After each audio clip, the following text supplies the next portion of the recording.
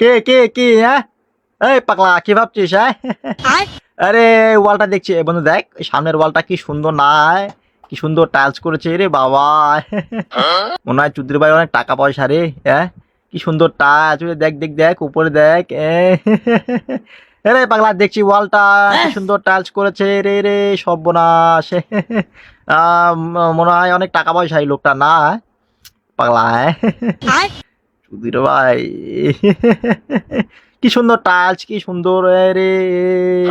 বন্ধু দেখ দেখ দেখ কি সুন্দর না, টাচটা কি সুন্দর পাগলায়।